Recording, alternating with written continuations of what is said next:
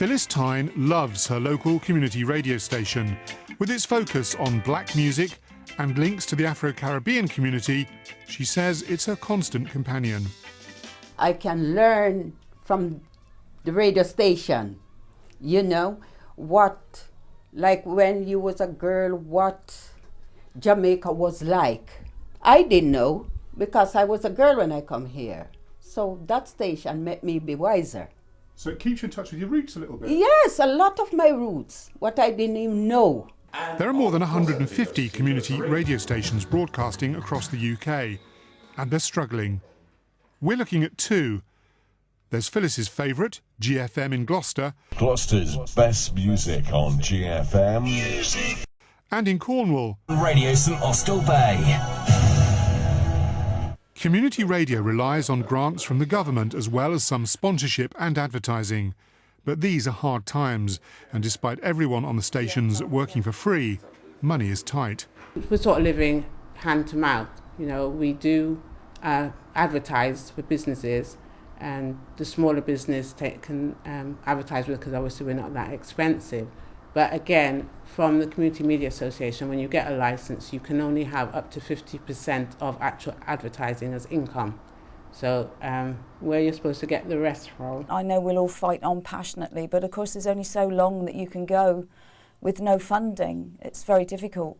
We did have one grant, a government grant, and a small grant from the council, local council. But apart from that, we haven't managed to secure anything, so it's very difficult. We would, as I say, fight on passionately, but you can't pay the bills with passion, unfortunately.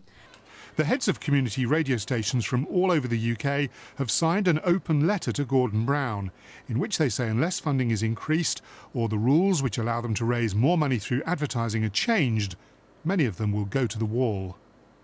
Volunteers like award-winning DJ Cage say they can reach parts of the community that other larger stations may not appeal to.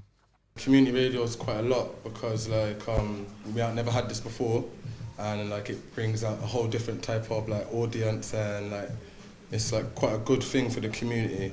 We target ourselves at the community, and because the presenters are local, we can visualise things. So if we get a report of an accident come in, we can usually visualise it because we know the area. Now, the Department of Culture, Media and Sport says it's currently conducting a review into the Community Radio Order of 2004.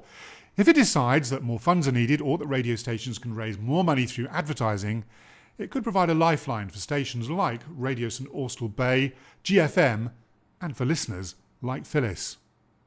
Gloucester's best music on GFM. It keeps me alive. Me alone is here in the day.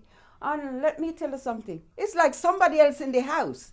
Because I go in and out. I turn it up if I'm outside. You know, if I'm in the bath, I turn it up. And listening it, lie in the bath, you know. So, I'm all right. Some people will say, get a life. But it's my life.